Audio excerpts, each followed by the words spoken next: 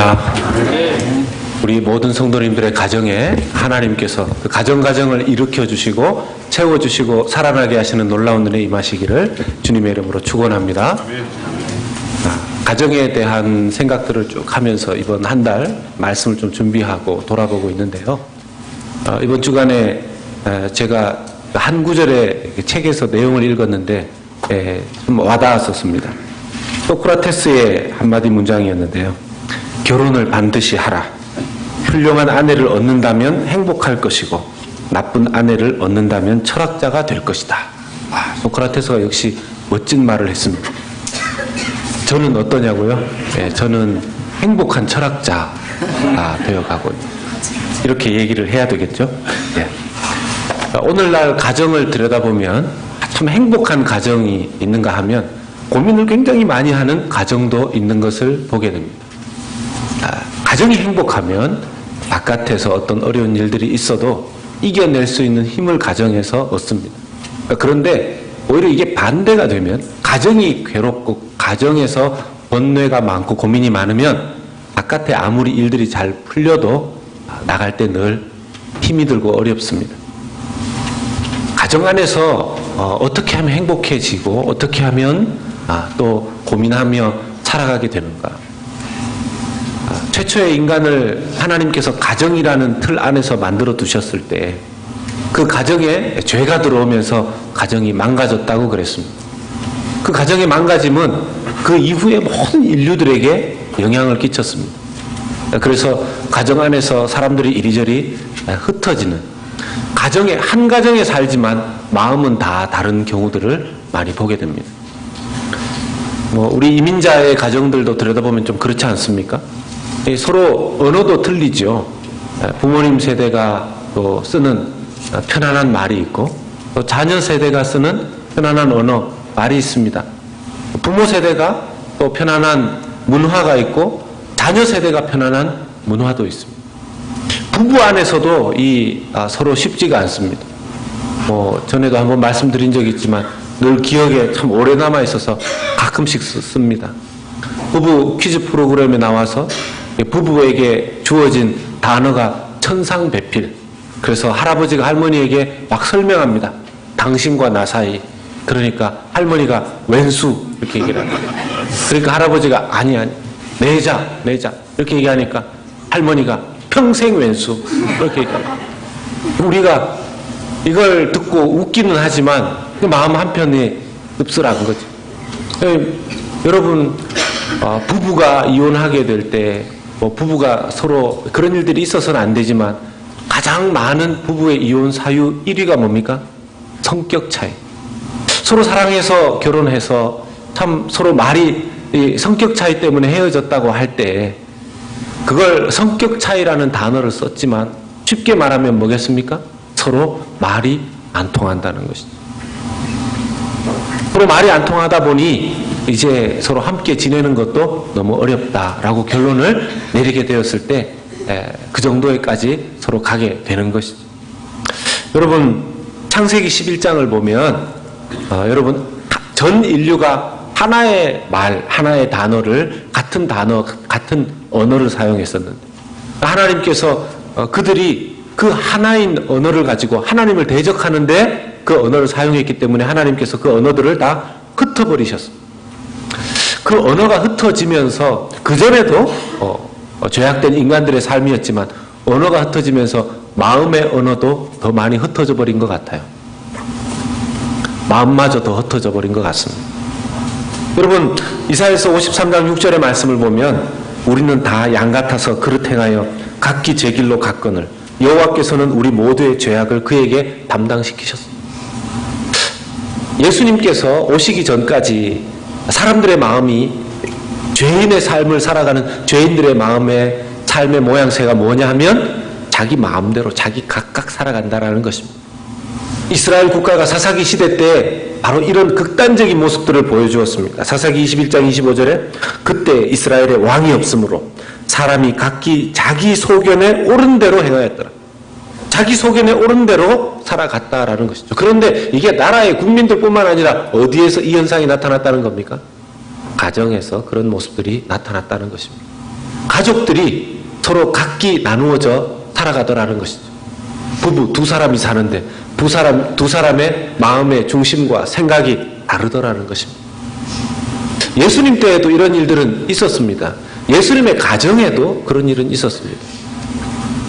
예수님이 그 가정에 장남으로 태어났는데 예수님의 아우들은 예수님을 메시아로는 믿지 못하겠다 그랬었습니다. 그래서 예수님이 제자들에게 말씀을 전하는 그 시대 때에 예수님의 가족들이, 아우들이 나타나서 이 사람이 우리 형님인데 이 예수님을 자기들은 메시아로 믿지 못하겠다. 그렇게 마음이 나누어져 있었던 것들이 예수님의 가족들 안에도 있었습니다. 쉽지가 않은 거죠. 함께 예수님을 믿는다는, 예수님이 그 가족 안에 태어났음에도 불구하고 함께 그것을 믿고 신앙생활을 한다는 것은 그렇게 어렵다라는 것입니다. 기본적으로 하나님께서는 인류를 서로 교제하며 하나되며 마음을 같이하고 사랑할 때 행복하도록 만드셨습니다. 왜 그러냐 하면 여러분 창세기 1장 26절에 하나님께서 인간을 만드실 때 하나님이 이르시되 우리의 형상을 따라 우리의 모양대로 우리가 사람을 만들고 그들로 하여금 바다의 물고기와 하늘의 새와 가축과 온 땅과 땅에 기는 모든 것을 다스리게 하자 말씀하셨습니다. 이 창세기 1장 26절의 말씀에 하나님께서 사람을 만드실 때 자기 나의 형상을 따라 나의 모양대로 내가 사람을 만들고라고 표현하시지 않으시고 여기 인칭대명사를 우리의 형상을 따라 우리의 모양대로 우리가 사람을 만들자 말씀하셨습니다. 삼위 하나님의 진리가 이 창세기 1장 26절의 말씀에 있는 것이죠. 하나님은 삼위로 존재하십니다. 성부, 성자, 성령 하나님. 그 성부, 성자, 성령 하나님이 함께 그 모양대로, 함께 그 형상대로, 함께 그 존재 방식을 따라 인류를, 사람을 만드셨다는 겁니다. 여기에서 가장 주목할 것, 하나님의 의와 거룩과 그 신분에 대한 것들도 있지만 하나님의 성품 중에서 가장 중요한 성품이 사랑입니다. 하나님의 성품 중에서 그 사랑의 성품으로 성부, 성자, 성령 하나님은 함께 하나로 존재하신다라는 것입니다. 그래서 이게 머리로 이론으로는 성부, 성자, 성령 하나님이 세 분 하나님이신데 또 한 하나님이라고 말씀하시니 이걸 우리의 머리로 이해하기는 어렵지만 하나님의 완벽한 사랑이라는 성품 안에서 생각해보면 이해할 수 있는, 믿을 수 있는 내용이 되는 것입니다. 그러다 보니 우리가 하나님의 성품대로 지음받은 우리 마음 가운데에도 우리는 사람들과 함께 지내면서 정말 우리가 되고 싶은 마음이 있어요. 정말 하나가 되고 싶은 마음이 있어요. 하나 될 때 정말 행복합니다. 한 마음, 같은 마음을 가질 때 정말 거기에서 나오는 에너지가 대단합니다. 한국에서 2002년에 월드컵을 할 때 남녀노소를 불문하고 그때 제가 한국에 있었는데 다 그냥 그때는 빨간 옷만 입었어요. 머리띠도 빨갛게. 월드컵 대한민국 팀을 응원할 때 사람들이 정말 하나가 되는 그런 모습을 봤습니다. 그 에너지가 어디서 나오는지, 그 에너지가 어디서 나오는지. 하나 될 때 사람들이 행복해합니다.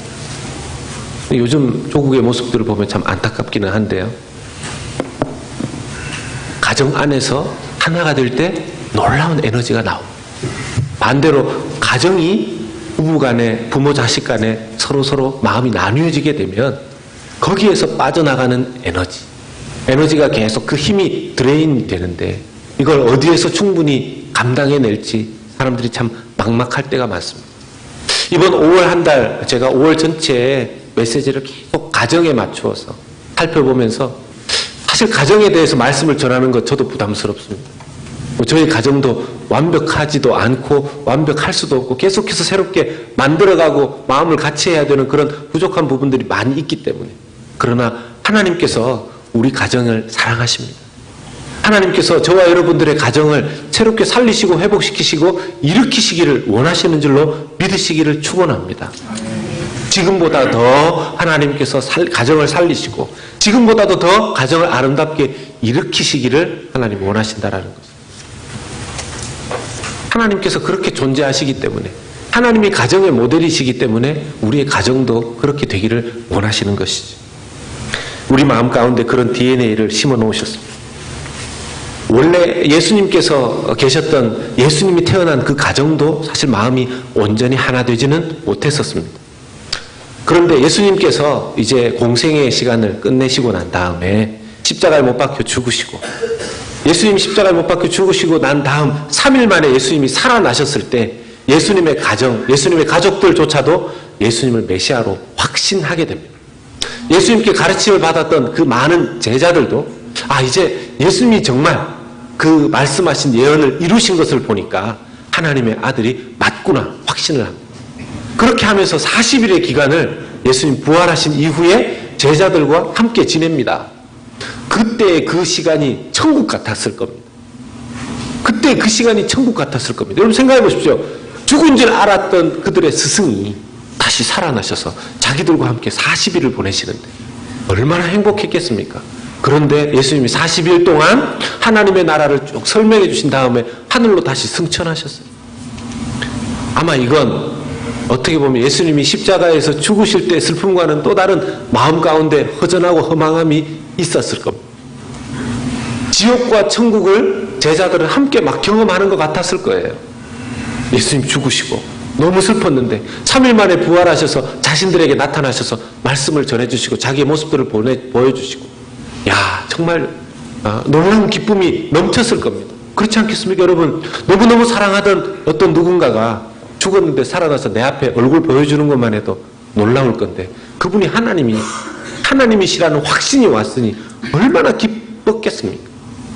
그러면 예수님께서 하늘로 승천하실 때 그냥 거기에 있던 사람들을 다 같이 데리고 가시든지, 거기에 제자들 다 놔두고 올라가셨으니 그들이 이제 남아서 무엇을 해야 되는가 정말 힘들었을 거예요. 예수님이 눈에 보이지 않는 그런 신앙생활을 우리가 해야 된다는 것이 때로는 정말 힘들 때가 있습니다.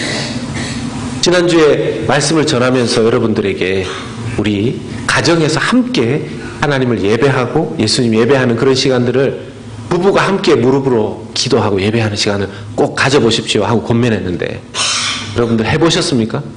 하셨습니까? 하신 가정도 있으시고 하시려고 하는 가정도 있고 하고 싶은데 잘 안 되는 가정도 있으실 겁니다. 그런데 우리가 부부가 가족 안에서도 그 일이 쉽지 않은 이유가 뭡니까? 예수님이 우리 눈에 보이지 않는 거죠. 예수님이 실제로 눈에 보여서 직접 그 지난 주일날 이 강단에서 설교하시면서 여러분 꼭 주일 예배 끝나고 나면 일주일 중에 한 번 가정예배 드리세요 얘기했다면 더 많은 사람들이 실천을 했을 겁니다. 근데 눈에 보이지 않는 그 예수님, 목사님이 비록 말씀을 증거하기는 했지만 가정 안에 돌아가서 여보 우리 기도하고 예배 드립시다, 안 하던 짓을 하려고 하면요 정말 쑥스럽습니다. 왜 안 하던 짓을 하려고 하냐고. 그러면서 한번 막히고, 그래도 하자고 하면 다음에 하자고 또 이야기하면서 또 두 번째 막히고, 그러다 보면 나 혼자서 이럴 필요가 있나, 그러면서 마음이 식어지는 게 대부분의 모습들입니다. 그런데 주님께서 그런 힘들고 허망할 수 있는 제자들과 자기의 가족들을 향해서 능력이 입히울 때까지 이 성에 머물라고 말씀하고 권면하십니다. 이게 무슨 뜻인지 몰랐지만 그 마음을 같이 해서 예수님의 가족들과 예수님의 제자들이 함께 같은 마음으로 기도하기 시작했습니다. 그게 오늘 사도행전 1장 14절에 우리가 함께 읽었던 이 말씀입니다. 같이 한번 더 읽어보겠습니다. 여자들과 예수의 어머니 마리아와 예수의 아우들과 더불어 마음을 같이하여 오로지 기도에 힘쓰더라. 아멘. 여러분, 사실 우리가 사도행전 1장 14절에 저 말씀을 우리가 한 절만 그냥 읽어서 그런데 저기에 등장하는 여자들과 예수의 어머니 마리아와 예수의 아우들은 함께 마음을 같이 할 수 없었던 사람들입니다. 마음이 같았던 사람들이 아닙니다. 그런데 그분들이 예수님 십자가에 죽으시고 살아나시는 것을 보고 난 다음에 예수님을 중심으로 마음이 하나가 되었습니다. 그리고는 함께 모여서 기도하기 시작한 것이죠. 사랑하는 여러분, 사도행전 1장은 예수님이 하늘로 부활 승천하신 모습이 등장하고 이 예수님의 아우들과 어머니와 여자들이 함께 모여서 기도하는 장면이 등장합니다. 이게 사도행전 1장인데요. 이 사도행전 1장의 마음을 같이하여 기도하였기 때문에 사도행전 2장부터 이루어지는 성령 강림의 사건과 하나님의 복음이 전 세계에 널리 퍼지는 그 제자들이 성령으로 말미암아 교회가 세워지고 일어나는 역사가 벌어지게 됩니다. 사도행전 1장에 마음을 같이하여 기도한 이 일이 있었기 때문에 사도행전 2장부터 이루어지는 복음 전파의 놀라운 사역들이 생겨나는 것입니다. 여러분, 우리 가정이 하나님 앞에 놀랍게 쓰임받고 하나님의 영광을 위해서 이 세상에 빛을 비추는 그런 가정이 되기를 원한다면 사도행전 2장부터 성경이 펼쳐지는 것이 아니라 사도행전 1장부터 성경이 펼쳐진다는 사실을 우리가 반드시 기억해야 됩니다. 마음을 같이하여 가족들이 기도하는 것부터, 마음을 같이 하는 것부터 하나님 앞에 올려드릴 때 사도행전 2장의 역사가 사랑하는 여러분들의 가정 가운데 일어나게 될 줄로 믿습니다. 여러분, 오늘 설교의 제목을 가정이여 일어나라 이렇게 정했습니다. 가정이여 일어나라.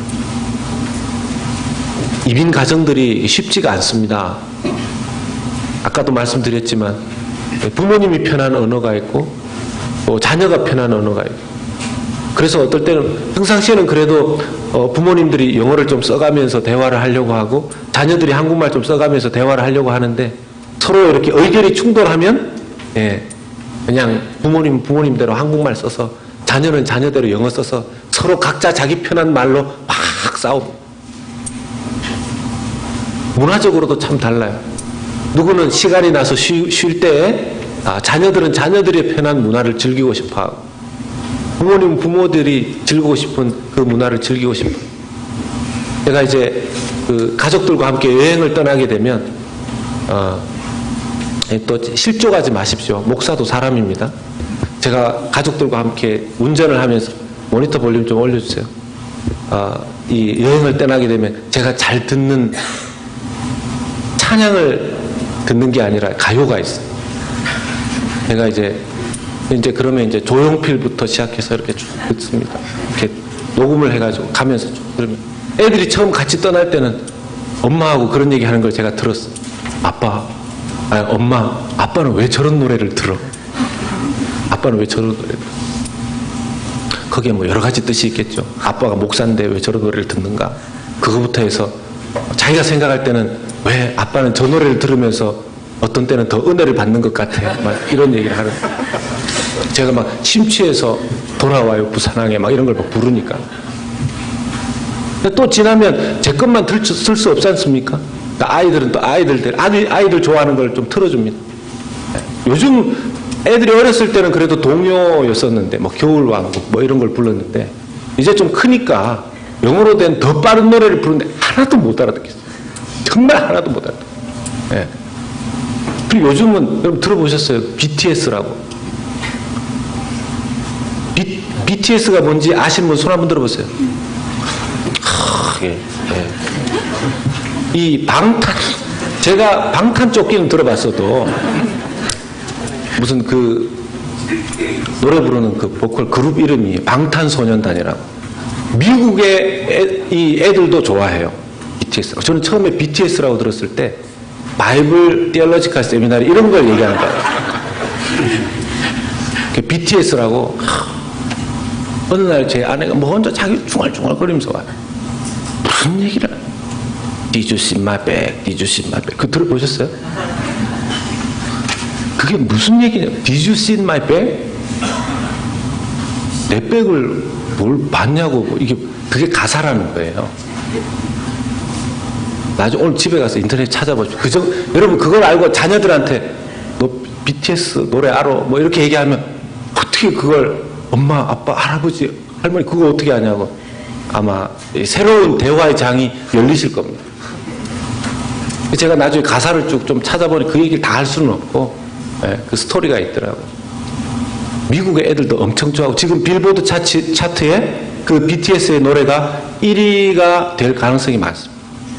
그 정도로 인기 있는, 자기들의 문화가 있는 거예요. 자기들의 문화. 그러니 이런 문화적인 언어, 여러분, 언어가 창세기 11장의 언어가 흩어질 때 우리의 마음들이 흩어졌다고 그랬지 않습니까? 죄인들의 본성적인 마음 가운데 자기가 좋아하는 언어와 자기가 좋아하는 문화적 코드가 있다라는 겁니다. 그걸 계속해서 고집해가지고는 가까이 있는 가족들하고도 하나 되기 어렵습니다. 가까이 있는 가족들하고. 정말 예수님을 믿고 내가 복음을 믿고 예수 그리스도로 말미암아 구원을 얻게 됐다면 나 혼자 행복하고 편안한 인생 사는 게 아니라 최소한 가족 안에서는 하나 될 수 있도록 나 말고 가족들의 문화와 언어적인 코드를 살필 수 있는 마음이 복음을 믿는 사람들 마음 가운데 필요합니다. 여러분, 선교사가 멀리 나가서 타 언어권의 그 언어들을 배우고 그 문화권들을 존중하는 것만이 선교는 아니에요. 자기 가정 안에서 자기 남편과 아내가 다른 언어적 코드와 문화적 코드를 가지고 있고 자녀들이 다른 문화적 코드를 가지고 있을 때 그걸 서로 존중해주고 알아가는 것도 가정 안에서의 선교입니다. 예수 그리스도께서 우리 가족들을 위해서 저뿐만 아니라 우리 가족들을 위해서도 죽어준 것 아닙니까? 얼마 전에 영화가 유명하다 그래서 인피니티 월을 보러 갔어요. 무슨 스토리인지 처음부터 끝까지 그걸 다 이해하려면 미국의 애들이 보는 마블이라는 그 시리즈 있지 않습니까? 스파이더맨부터 해서 아이언맨 아십니까? 아이언맨이 아니고 아이언맨. 그걸 다 봐야 이해가 돼요. 근데 그걸 언제 다 봅니까? 근데 애들은 그걸 보고 오면 막 열광을 하는 거죠. 스타워즈 이런 거 개봉하는 날 가면 애들은 줄을 서서 밤새도록 줄 서서 스타워즈 봅니다. 그걸 부모 세대가 쓸데없는 짓이라고 해버리면 서로 커뮤니케이션 라인은 끊어집니다. 그래놓고 예수를 믿으라고 이야기하면요, 부모님이 자기를 사랑하는지 알기 때문에 받아들일 수는 있지만 마음 한편에는 어려움이 있는 겁니다. 여러분, 예수를 믿는 부모이기 때문에 자기 자녀들의 문화를 더 존중해주면 하나님께서 그 가정을 더 아름답게 이렇게 세워주실 줄로 믿습니다.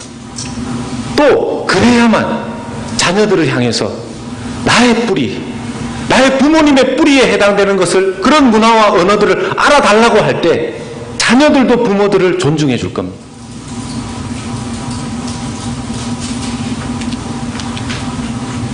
하나님께서 가족들을 이렇게 세워주시기를 얼마나 원하시는지, 가정을 새롭게 하기를 얼마나 원하시는지, 제가 우리 연합교회 성도들을 위해서 기도할 때 그런 부분이 있습니다. 하나님, 우리 연합교회 성도들의 가정을 새롭게 세워주시옵소서. 가정을 새롭게 세워주시옵소서. 저는 일일이 여러분들 가정에 무슨 일이 있는지 잘 모릅니다. 그러나 한 가지는 압니다. 가정이 하나 되고 가정이 정말 행복하고 가정이 정말 예수님을 기쁨으로 섬기고 하는 것은 쉽지 않다 하는 것은 알고 있습니다. 제가 저희 집을 보면 알아요. 그건 결코 쉬운 것이 아니에요. 가정이 하나 되고 마음을 같이 한다는 것은. 다른 사람들은 다 속일 수 있어도 가족들은 못 속입니다. 가족들은 못 속여요. 제가 여기 강단에 서서 설교를 할 때 하나님께서 제 입을 통해서 여러분들에게 하나님의 말씀을 증거하게 할 수는 있지만 제 가족들은 압니다.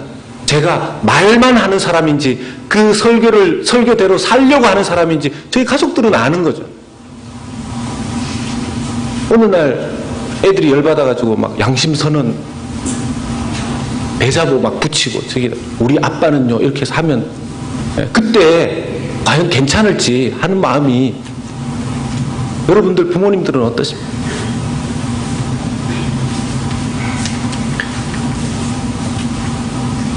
가정이 그렇게 서로 하나가 되지 못하면요, 아버지가 힘 빠져 있을 때 그 힘을 공급받을 수 있는 처소가 가정이 되지 못합니다. 어머니가 슬프고 위로받지 못할 때 가족 안에서는 그 위로를 받을 수 없습니다. 자녀들이 밖에 나가서 왕따 당하고 자녀들이 밖에 나가서 자기의 정체성 때문에 힘들어질 때 최소한 그래도 가족 안에서는 힘을 얻을 수 있어야 되지 않겠습니까? 하나님께서는 다른 어떤 곳에서도 할 수 없는 그 일을 가족 안에서 할 수 있기를 원하시고, 그래서 가정에 하나님께서 특별히 더 신경을 쓰십니다. 오늘 말씀처럼 사도행전 1장 14절 말씀처럼 가족들이 모여서 한 마음을, 같은 마음을 가지고 기도하는 것은 말할 것도 없거니와 서로 가족들이 하나 되기 위해서 조금 더 우리가 나누고 싶은 팁이 있습니다. 그 중에 첫 번째는요, 상대방의 사랑의 언어를 사용해서 서로 섬기자 하는 것입니다. 상대방의 사랑의 언어를 사용하자라는 것. 이건 뭐 영어 쓰는 자녀들이기 때문에 영어로 말하자, 뭐 한국말 쓰는 부모님이기 때문에 한국말 배우자, 이런 뜻만은 아닙니다. 사람이 사랑을 느끼는 그런 자기 사랑의 언어가 있다고 하지 않습니까? 유명한 게리 체프만이라는 박사님이 5가지 사랑의 언어를 이야기했죠. 자기도 결혼해서 신혼생활을 하는데 예수님을 잘 믿는 두 사람이 결혼을 했는데 계속 싸우더라는 거예요. 이게 어떻게 된 일인가 자기가 고민하면서 기도하고 했을 때, 아, 사람마다 러브 랭귀지가 다르구나 하는 걸 발견하게 된 겁니다. 그 중에서 그 5가지가 인정하는 말, 칭찬하는 거죠. 칭찬을 할 때 그 사람이 사랑을 느낀다라는 것. 어떤 분들이 그걸 말로 해야 됩니까? 말로 해야 됩니다. 뭐 어떤 분들은 저는 원래 무뚝뚝합니다. 무뚝뚝함 버리십시오. 예수 믿는 사람 무뚝뚝함 필요하면 버려야 됩니다. 뭐가 중요합니까? 그 무뚝뚝함이 자기의 무슨 뭐 멋있게 보입니까? 필요 없습니다. 그거 필요 없습니다. 상대방이 사랑을 느끼게 하기 위해서 무뚝뚝함이 방해가 된다면 버리십시오. 칭찬해 주시고 격려해 주십시오. 두 번째는요, 스킨십입니다. 저희 딸아이가 이 스킨십을 좋아해요. 오면 집에 있으면 와서 막 비벼요. 뭐 강아지인지 사람인지. 그런데 그걸 또 막 싫어하면요, 사랑을 못 느끼죠. 가서 허그해주고 격려해주고 몸을 부대낄 때 사랑을 느끼는 사람들이 있습니다. 그런 사람들한테 가까이 오면 가까이 오고, 이렇게 하면 힘들어지는 거죠. 함께하는 시간이 사랑의 언어인 사람도 있습니다. 퀄리티 타임. 그냥 함께 있어주는 것. 계속해서 부모님이 물건 사주고 선물 사주고 돈 벌어다 주고 해도 함께 있는 시간이 없으면 사랑을 못 느끼는 사람도 있습니다. 그 다음에는 봉사, 섬김입니다. 온갖 격려의 말과 이런 것, 칭찬, 박수를 보내주고 찬양을 불러줘도 실제로 같이 한번 설거지 한번 안 해주고 쓰레기 한번 안 버려주고 같이 일 한번 안 해준다면 그걸로는 사랑을 못 느끼는 사람도 있다라는 거죠. 마지막에 사랑의 언어는 선물이랍니다. 선물. 네. 작은 선물이라도 받을 때 저 사람이 나를 사랑하는구나, 이걸 느끼는 사람이 있다라는 거죠. 여러분들은 이 5가지 중에서 어떤 게 사랑의 언어이십니까? 여러분, 여기 있는 사람들한테 다 맞출 필요 없습니다. 여러분들이 저한테 목사님의 사랑의 언어는 무엇입니까? 관심 가지지 마십시오. 제일 중요한 게 여러분들의 가족의 사랑의 언어는 뭔가를 빨리 파악하십시오. 오늘 가서 물어보세요. 오늘 집에 가시는 길에 당신은 사랑의 언어가 뭐야?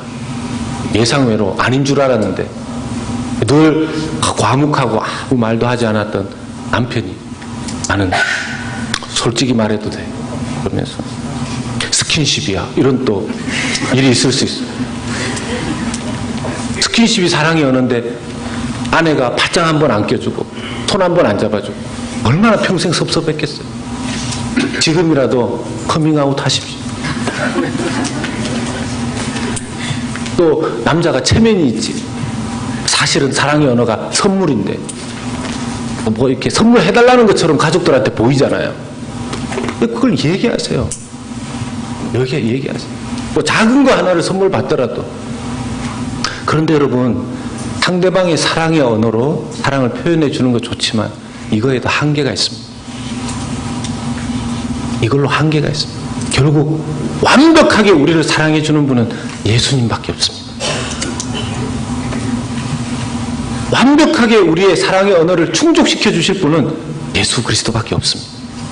아멘이십니까? 두 번째 우리가 생각해 볼 수 있는 팁은 뭐냐면 상대방의 사랑의 문화를 사용해 보자는 겁니다. 아까도 말씀드렸지만 우리 가족들 안에서 서로가 좋아하는 문화와 취미와 습관이 다 달라요. 다 다릅니다. 저희 집도 이렇게 보면 한 놈이 아니고 죄송합니다. 한 명은 게임, 시간이 나면 게임을 하면서 스트레스를 풀어요. 또 한 명은 이렇게 인터넷에서 옷 같은 걸 이렇게 보면서, 뭐 말 안 해도 알죠. 딸내미. 옷 같은 걸 이렇게 보면서, 액세서리나 이런 거 보면서 또 스트레스를 풀어요. 저는 오직 기도와 말씀만 하면 얼마나 좋겠습니까? 저도 제 나름대로의 제 취미생활이 있죠. 아내도 있고. 근데 서로 다른 그런 문화의 코드가 있다라는 겁니다. 그걸 같이 해주는 거. 같이 해주는 거. 부모가 좋아하는 영화만 자꾸 보자고 하지 말고요. 애들이 맨날 국제시장 보는 걸 좋아하겠습니다.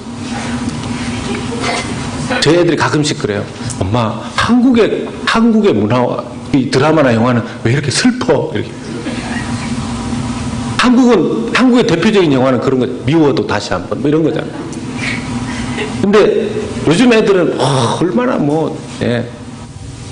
여러분들은 어떤 춤이 유행이었었습니까? 디스코 뭐였습니까? 요즘 애들 추는 춤 보셨습니까? 뼈가 부러질 것 같아요. 그렇게 추다가 제가 여기서 한번 해볼까요? 그런데 그런 문화를 공유하기 위해서 흉내라도 서로 내주려고 하면 여러분 예배드리는 문화도 완전히 달라요. 2부 예배 들어가 보세요. 어떤 분들이 2부 예배 불을 왜 안 켜? 자꾸 그러세요. 2부 우리 LNF 영어권 예배 드릴 때는 앞에만 켜고 뒤쪽에는 좀 어둡게 합니다. 이게 얘네들 문화예요. 찬양할 때는 다 서서 해요. 다 서서. 서라고 얘기 안 합니다. 일어서라고 얘기 안 해요. 자동적으로 찬양할 때 다 서요. 네. 어른들이 봤을 때는 찬양할 때 다 서서 우리 나이 드신 세대들은 찬양할 때도 이렇게 다 꼿꼿하게 서서 찬양을 막 경건하게 이렇게 불러야 되는데 얘네들은 막 또 서가지고 안 그래도 컴컴한데 몸을 이렇게 흔들면서 이렇게 찬양을 하면 애들이 왜 저렇게 찬양하면서 건들건들해? 막 이렇게 얘기하죠. 그게 걔네들의 문화예요. 여러분들 중에서 시간 나실 때 굳이 3부 예배 어떤 날은 스페셜하게 2부 예배 한번 드려보세요. 2부 예배 가셔가지고 약간 어두컴컴한데 거기서 같이 서가지고 흔들면서 한번 찬양해보세요. 걔네들이 그럴 때 말 한마디로 사랑한다 이렇게 말하는 것보다 사랑을 직접 느끼게 되어 있습니다. 그리고 그렇게 해주어야 부모님의 문화도 존중받죠. 제가 이번 주에 어떻게 하다 보니까 한 예능 프로그램을 보았는데 아버지는 아버지는 한국 분이시고 어머니는 스페인 분이시고 그렇게 결혼을 해서 태어난 이제 혼혈아인 거죠. 아버지의 문화를 어렸을 때 늘 이해하지 못했는데 아버지가 돌아가시고 난 다음에 아버지를 이해하고 싶어서 아버지의 나라에 온 거예요. 그 친구가 한국에서 생활하는 모습을 잠깐 이렇게 그 프로그램에서 보여주었는데 자기가 아버지의 나라에 와서 보니까 아버지를 이해할 수 있게 되더라는 겁니다. 기회가 되면 여러분 자녀들에게 부모의 뭐 각자 상황이 다 다르실 수는 있겠지만 부모의 뿌리가 어디서부터 왔는지를 경험할 수 있는 기회를 주는 것도 굉장히 좋다고 생각합니다.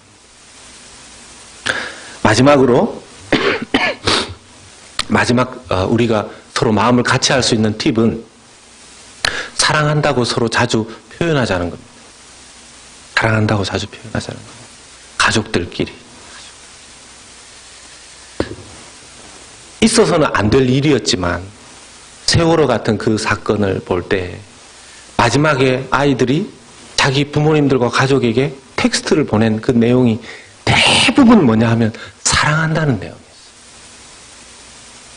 그런데 이 부모님들의 가슴이 더 찢어지는 것이 뭐냐 하면 나도 너희들을 사랑하는데 사랑한다는 말을 평상시에 더 많이 못해준 것이 아쉽다라는 겁니다. 여러분 대부분 보십시오. 부모님들이 세상을 떠날 때 누군가 가족들이 이제 더 이상 같이 하기 어려워질 때 가장 아쉬워하는 것이 사랑을 더 많이 표현해 주지 못한 것.